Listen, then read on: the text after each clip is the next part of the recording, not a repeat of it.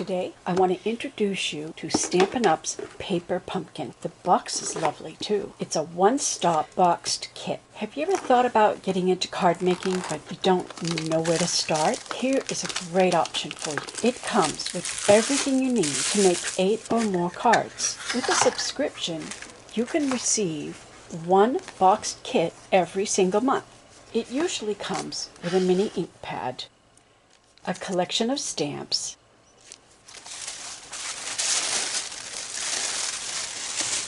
decorative papers, an illustrated instruction guide, and coordinating envelopes. It comes with everything you need to make cards. The only thing you may need is some glue, a pair of small scissors, and a block to place your cling stamp on. And don't forget to bring your creativity, as well as a few other details for decorating your cards.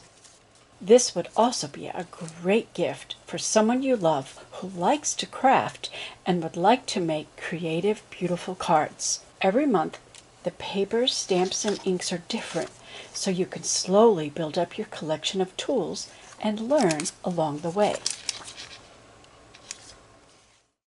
This kit comes with 3 different paper designs. I think that's what most of the kits have, 3 designs, but I'm not sure. The papers are scored so you can fold them in half for your card, and you'll have a printed design on the front and the back side of the card. The interior will be white, and it is cardstock. But I decided to cut the papers in half so that I can make even more cards. I also opted to add an additional solid layer for framing purposes, and I'll show you some different examples of how I did that. I'm terrible about following directions of other people because I like to do things my own way.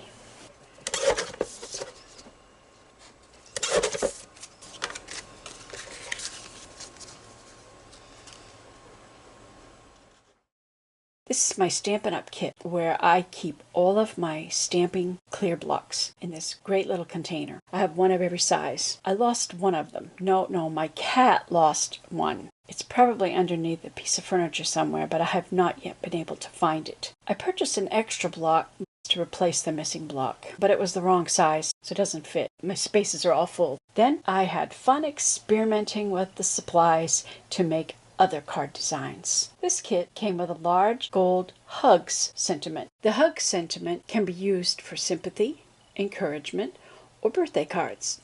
I like the idea of sending hugs to my grandchildren. If you like this sentiment, Stampin' Up has a stamp and die cut bundle that you can order so you can use it over and over again. I will place the QR code on screen for easy purchase. I am a Stampin' Up demonstrator now, so you can purchase through me, which will help me towards continuing my YouTube channel to make content for you for free. I don't make much money on YouTube, so every little bit extra helps. You'll find a link below the video in the video description that will link you to Stampin' Up, where you can shop through me at no extra charge. You might have to search for my name, Debra Carmona, and choose me as your demonstrator so that I get credit for the sale. I appreciate it if you do that. Inside, on my colored bases, I place a white card for the message. I did sort of follow the 3 card examples. Well, I tried, but I ended up doing them just a bit different. The kit came with pre-cuts for the sentiments, so you don't need to have the die cuts or the equipment for making these cards. But if you like them and you want to reuse these sentiments, you can later purchase the add-on stamp and die set plus the Big Shot machine to be able to cut out the die cuts. Otherwise, you'd have to fussy cut them out with scissors. I used black ink from my stash for the sentiments, but you can use just the mini ink pad that came with the set. The set also came with mini dimensionals, which can be used to place your sentiments but seeing the two sentiments are layered, I decided to glue down the larger sentiment and lift the littlest sentiment. It could also be done the opposite way. You can make your cards however you choose because you are the creator. Well, here is the first card example, done my way. For the second card, I chose a different color for the card base, but I trimmed the edges to reveal the card base as a frame around the gold frame because I wanted the pale green to show. With the gold frame, it really didn't need an additional frame. Carefully punch out the pre-cut flower arrangement. It's only attached in just a few places, but you still have to be careful. If you line up the gold border on the bottom with the gold frame on the printed pretty paper, it will appear as if the frame continues all the way around. The silicone gluing mat is a must-have, especially for detailed cutouts such as this, so you don't get glue all over your work surface. I dot the glue with tiny little dots all over the backside. You may choose to trim the flowers if you like. I chose to let it spill over the edge and then trimmed off the excess if needed. Included in this set are other sentiments such as thinking of you, which could be for a sympathy card, but you could also use it for birthdays. I make lots of birthday cards every year.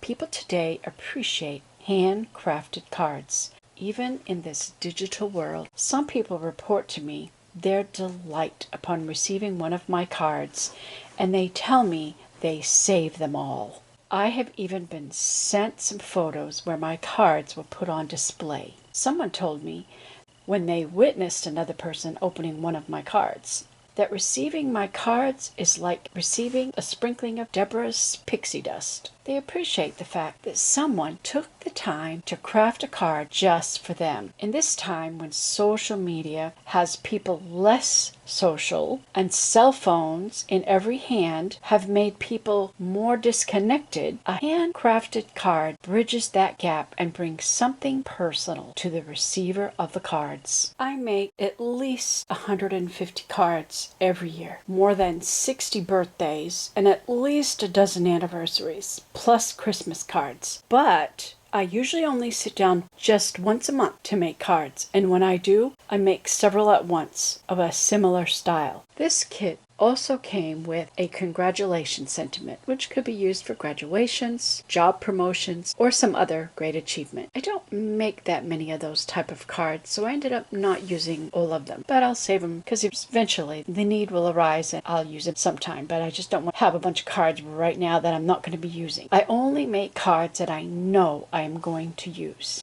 Believe it or not, I actually save money making my own cards, especially since I do my best to maximize my materials. I have several videos on creative ways to use up your scraps. Have you seen the price of pre-made cards today? Now here is one of my favorite ways to add a frame to the card front. I have 2 die cuts taped together with washi tape that I run through the Big Shot machine.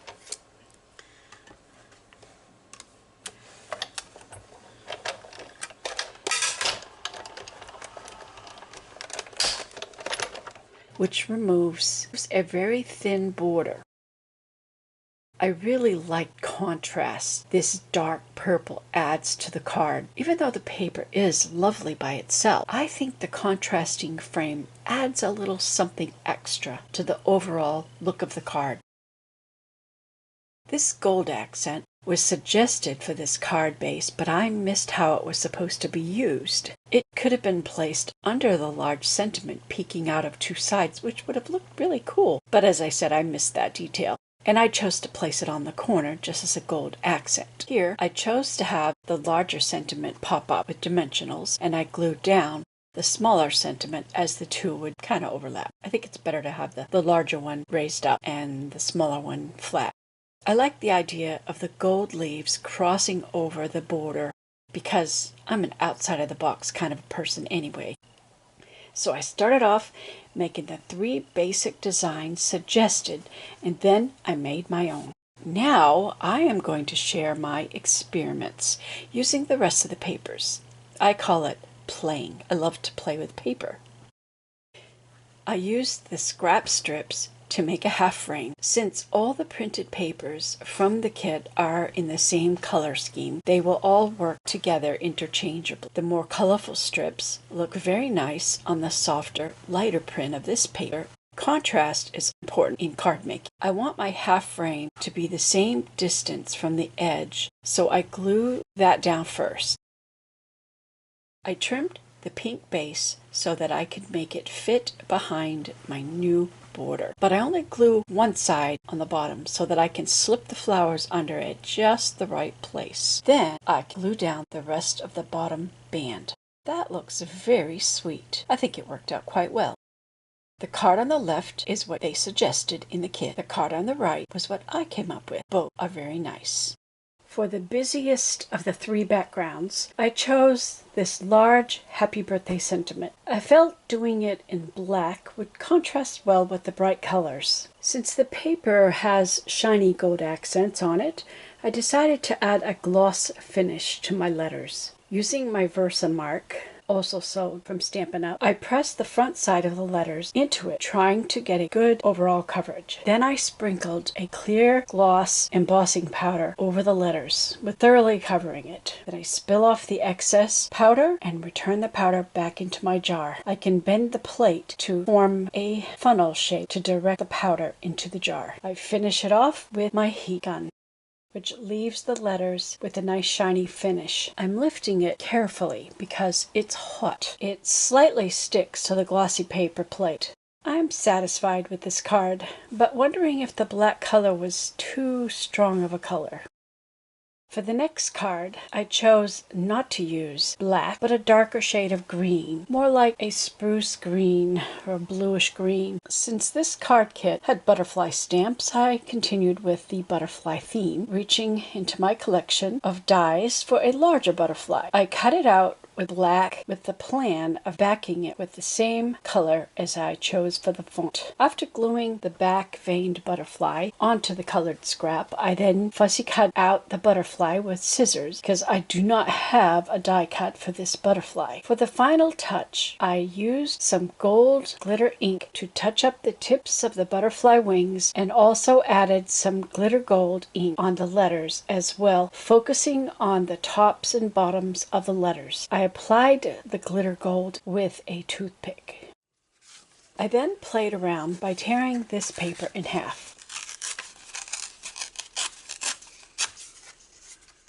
I pulled out a couple of dies with flowers that I thought might look good with this paper. I chose coordinating colors from my scrap bin. Here's a little tip. For more detailed dies, add an extra layer of paper, a paper that you don't care about, maybe a color you never use or you don't like. It helps the die to cut just a little bit deeper. Sometimes the thinner papers don't cut out nice, clean cuts, and that can be very frustrating. This extra paper will get some impressions in it after much use, but it is an effective tool, and you can always throw it away and grab another paper you don't like.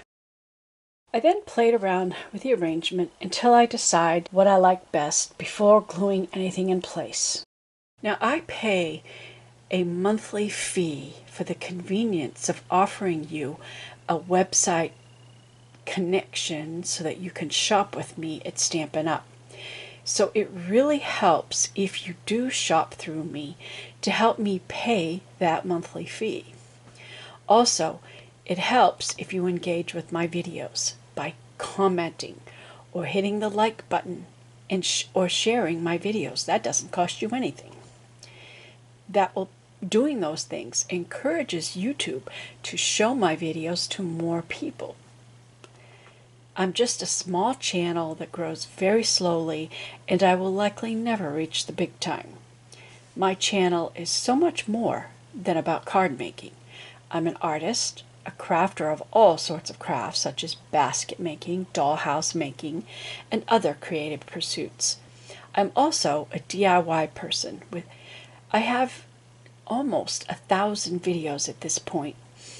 All my videos are organized in various playlists so you can find which topics interest you most. You can also support my channel by joining as a member supporter for a very low monthly fee. I try to put out one video a week, but even that is challenging as life keeps me pretty busy. I also made some vertical tears and played with that, combining other stamps from my collection. I made sure to do my stamping first before I glue the printed paper because it'll be a higher surface. Sometimes I'm not perfectly happy with the results of my experiments, but nevertheless, I will give these cards to somebody who will appreciate. I think I overdid this card with just a little too much on it. I think it would have been better to preserve a little bit of some white space. This one is a little better. I like to temporarily display my cards around me as I'm developing the new cards, critiquing them, what I like and what I don't like about them, what works well and what isn't the best choice, as I try to find the better choices for the next set of cards. I am still trying to decide what to do with this card base. Of this paper design, I framed the rest of them pretty much the same and used one of my favorite birthday sentiments, which fit nicely in the white space. But I decided to add some gold embossed spirals in keeping with the gold touches in this paper pumpkin set. See, I was inspired by the set. As I'm cleaning up the mess I made, which usually happens when the creative spirit overtakes me, I found a small Ziploc baggie that will fit the stamp set that came with this paper pumpkin kit. I kept the paper printout that shows what the messages are. It just needed a trim to fit the baggie. I finish off the small scraps I use by die cutting small flowers or butterflies. I love to use up my scraps, so I use up the whole piece. The final bits get tossed into the trash. I square up the larger scraps to place back into my scrap bin. This is my only scrap bin, and it's the first place I go when I need small bits of colored papers, usually for a decorative element. I have lots of videos about what you can do with your scraps. I don't like to throw anything away. The unused tiny flowers, butterflies, and leaves go into these boxes. I will probably come back and revisit these little thin frames I've been cutting out and do something with those too. But that'll be for another video. I have enough content for this video. I'm trying not to let the video get too long.